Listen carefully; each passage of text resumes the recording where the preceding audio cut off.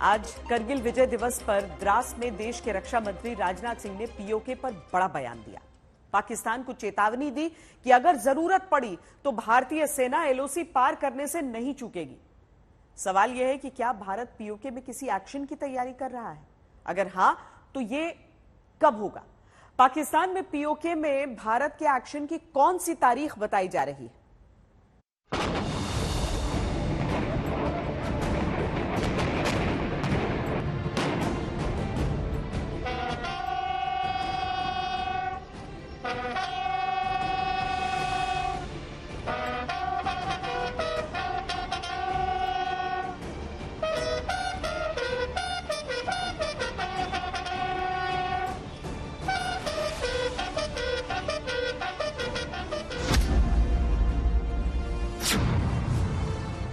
साल पहले भारत ने करगिल से पाकिस्तान की सेना को भगाया था।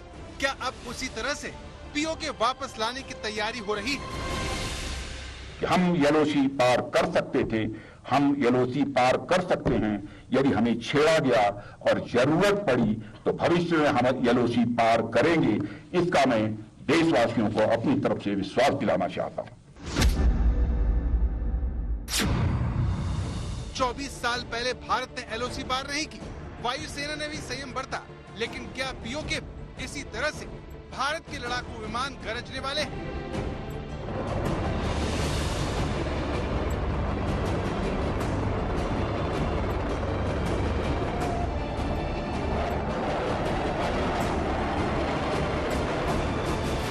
हिंदुस्तान जब अपने करगिल में शहीद हुए सपूतों को याद कर रहा है, तब हिंदुस्तान की देशभक्ति की धुन से पाकिस्तान में घबराहट।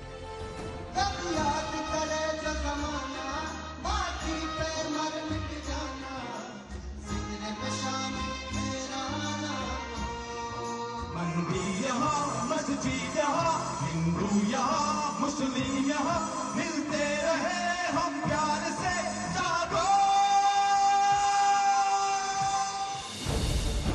द्रास में करगिल विजय दिवस पर बोलते हुए रक्षा मंत्री राजनाथ सिंह ने एक बार फिर पीओके पर ऐसा बयान दिया जिसने पाकिस्तान की नींद उड़ा दी है। सबसे पहले सुनिए राजनाथ सिंह ने पीओके पर क्या कुछ कहा। 26 जुलाई 1999 को युद्ध जीतने के बाद भी हमारी सेनाओं ने अगर एलओसी पार नहीं किया तो वह इसलिए कि हम शांति प्रिय हैं। भारतीय मूल्यों के प्रति हमारा पूरा विश्वास है और अंतर्राष्ट्रीय कानूनों के प्रति हमारी प्रतिबद्धता है।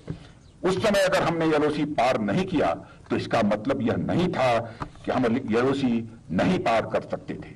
हम एलओसी पार कर सकते थे और हम एलओसी पार कर सकते हैं और जरूरत पड़ी तो भविष्य में एलओसी हम पार करेंगे। और इसे फिर से दोहराना चाहूंगा कि हम एलओसी पार कर सकते थे, हम एलओसी पार कर सकते हैं यदि हमें छेड़ा गया और जरूरत पड़ी तो भविष्य में हम एलओसी पार करेंगे। इसका मैं देशवासियों को अपनी तरफ से विश्वास दिलाना चाहता हूं। राजनाथ सिंह मोदी सरकार में वरिष्ठ मंत्री हैं और उनकी इस बात से सवाल उठता है कि क्या पीओके को लेकर कोई बड़ा एक्शन होने वाला है? क्या मोदी सरकार ने पीओके पर तैयारी शुरू कर दी है?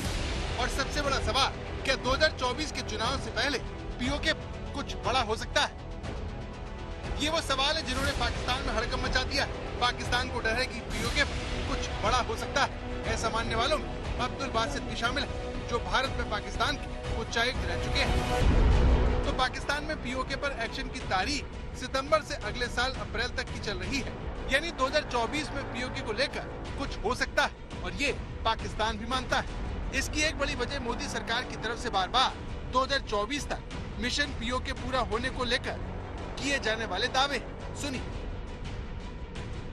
कदाचित 2024 पर्यंत काहीतरी होईल, पाक ऑक्युपाय काश्मीर भारतामध्ये येईल अशी अपेक्षा करायला हरकत नाही, कारण या सगळ्या गोष्टी फक्त मोदी करू शकतात। मोदी सरकार ने आतंकवादी हमलों के बाद जिस तरह से सर्जिकल स्ट्राइक और एयर स्ट्राइक की, उसकी पाकिस्तान को बिल्कुल उम्मीद नहीं थी। इसीलिए मोदी सरकार की तरफ से आने वाले बयानों को पाकिस्तान बहुत गंभीरता से लेता है। खुद राजनाथ सिंह कई बार पीओके को लेकर पाकिस्तान को सीधी सीधी चेतावनी दे चुके हैं।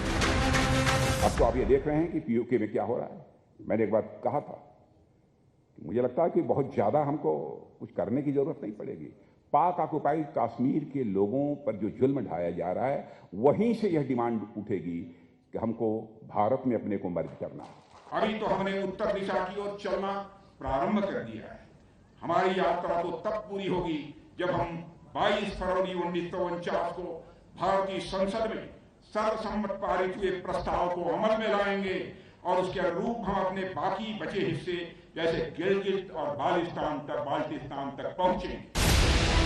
पीओके पर एक्शन की बातें ऐसे वक्त में हो रही है जब पाकिस्तान कमजोर है, जैसे तैसे भीख लेकर वो अपने कर्ज की किश्त चुका रहा है। भारत के सामने खड़े होने की हिम्मत उसकी नहीं है, जिसकी तस्दीक खुद पाकिस्तान के पूर्व आर्मी चीफ जनरल बाजवा कर चुके हैं। पाकिस्तान को सिर्फ अपनी फौज की ताकत पर ही शक नहीं है, उसे पीओके के लोगों पर भी भरोसा नहीं है, जो उसके शोषण से अब तंग आ चुके हैं और अब पाकिस्तान से किसी भी तरह छुटकारा चाहते हैं। तो पाकिस्तान भले ही फिलहाल दिवालिया ना हुआ हो, लेकिन वो अपने ही घर के झगड़े में फंसा हुआ है। इमरान खान रोज अपनी ही सेना को कोसते हैं, अदालत तक में गाली गलौज हो रही है। देखिए इमरान खान के समर्थकों ने कैसे एक सीनियर जज को गालियां दी। पाकिस्तान में मचे इस घमासान ने उसे कहीं का नहीं छोड़ा, दोस्तों ने भी उसे किनारा कर लिया, इसीलिए कमजोर पाकिस्तान को पीओके जाने का डर सता रहा है। तो क्या वाकई में पाकिस्तान का ये डर सच होने जा रहा है? क्या वाकई में जिस एलओसी को भारत ने 24 साल पहले पार नहीं किया, उस काम को भारत 2024 में करने वाला है? Now what happens beyond obviously is not something that anybody can say with great authority and certainly not in public. आज तक भी प्रधानमंत्री नरेंद्र मोदी ने कहा कि जब वो तीसरी बार सरकार बनाएंगे तो देश को तीसरी सबसे बड़ी अर्थव्यवस्था बनाएंगे, ये उनकी गारंटी है।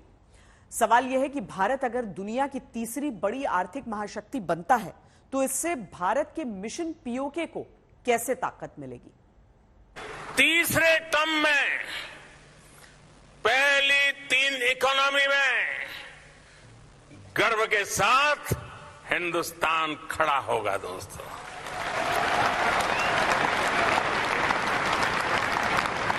थर्ड टर्म टॉप 3 इकोनॉमी पे पहुंच के रहेगा भारत,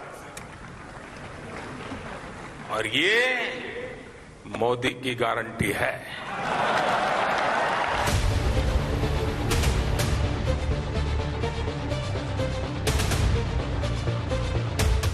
और मेरे तीसरे कार्यकाल में आप अपने सपने अपनी आंखों के सामने पूरे होते देखेंगे।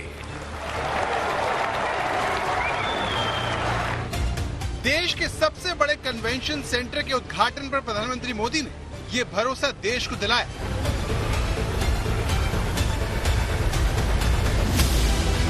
जिसके बाद सवाल यह है कि क्या 370 की तरह मोदी सरकार पीओके को लेकर भी ऐतिहासिक कदम उठा सकती है, क्योंकि 5 अगस्त 2019 से पहले अनुच्छेद 370 को निरस्त करना करीब करीब असंभव माना जाता था। लेकिन मोदी सरकार ने कर दिखाया। इसीलिए बारी पाकिस्तानी कब्जे वाले कश्मीर की वापसी की है, जिससे जुड़ा सबसे बड़ा सवाल ये है कि क्या वाकई भारत ऐसा कर सकता है, और इसके लिए भारत का विकसित होना आखिर क्यों जरूरी है? 2014 से पहले देश में सिटी गैस डिस्ट्रीब्यूशन सिस्टम भी सिर्फ 60 शहरों में था, 60। अब देश में सिटी गैस डिस्ट्रीब्यूशन सिस्टम 600 से भी ज्यादा शहरों में पहुंच गया है। साथियों, बदलता हुआ भारत आज पुरानी चुनौतियों को समाप्त करते हुए आगे बढ़ रहा है। हम समस्याओं के स्थायी समाधान पर, परमानेंट सॉल्यूशन पर जोर दे रहे हैं। और चीन और पाकिस्तान का इलाज करने के लिए जरूरी है कि पीओके भारत को वापस मिले, जिसके जरिए दोनों देश भारत को अक्सर घेरने की कोशिश करते हैं। By leaving there Pakistan occupied Kashmir, we allowed a contiguity to develop between really two adversarial nations. And that is today costing us as well. अब सवाल यह है कि भारत इस ऐतिहासिक गलती को ठीक कैसे करेगा? तो इसके लिए जानकार जवाब सॉफ्ट और हार्ड पावर के रूप में देते हैं। वैसे भी कहा जाता है कि सॉफ्ट पावर का तभी फायदा होता है जब आपकी हार्ड पावर मजबूत हो। सॉफ्ट पावर में अपील और आकर्षण के माध्यम से दूसरों की प्राथमिकताओं को बदलने की क्षमता होती है।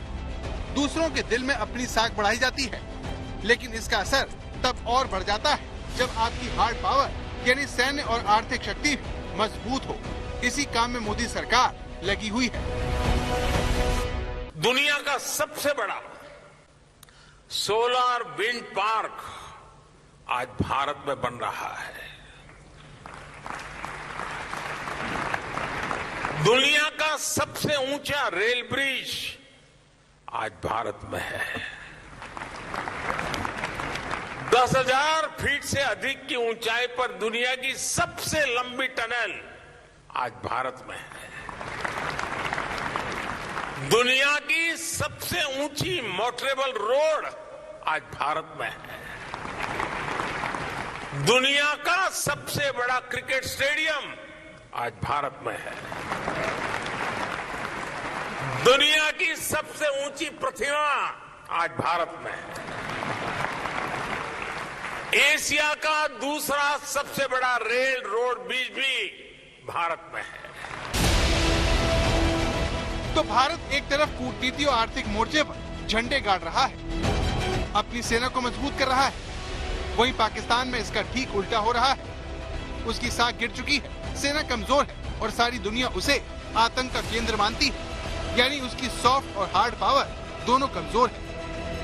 यानी आने वाले दिनों में भारत की सॉफ्ट पावर पीओके में पूरी शक्ति से काम करेगी। पीओके से आने वाली ये आवाजें जितनी बढ़ती जाएंगी, पाकिस्तान पर दबाव उतना ही बढ़ता चला जाएगा।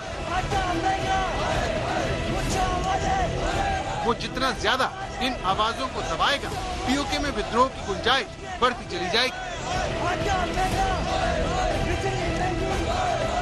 यानी जैसे जैसे पीओके की रणनीति से जुड़े बिंदु मिलते चले जाएंगे, मिशन पीओके की कामयाबी की संभावना उतनी ही बढ़ेगी। I do think that even in terms of making clear or, you begin first by at least opposing something, whether you then you act on it, that comes later. If you actually have to connect the dots, when Prime Minister speaks of Atmanirbhar Bharat, when he speaks of an Amrit Kal, when he says that Bharat will be Viksit by 2047, these are all dots that he is connecting in his vision. तो PoK की वापसी के लिए सिर्फ सैन्य कार्रवाई पर ही काम नहीं चल रहा, उस सॉफ्ट पावर से भी वार हो रहा है जो पीओके के लोगों के दिलों में भारत से मिलने की बेचैनी हर दिन के साथ बढ़ा रहा है। हिंदुस्तान और जम्मू कश्मीर में विकास की हर कहानी पाकिस्तानी कब्जे वाले कश्मीर में विद्रोह की आग को भड़काने का काम करेगी। यानी बिना एक भी गोली चलाए पीओके में वो हो जाएगा जो आज तक नहीं हुआ। आज तक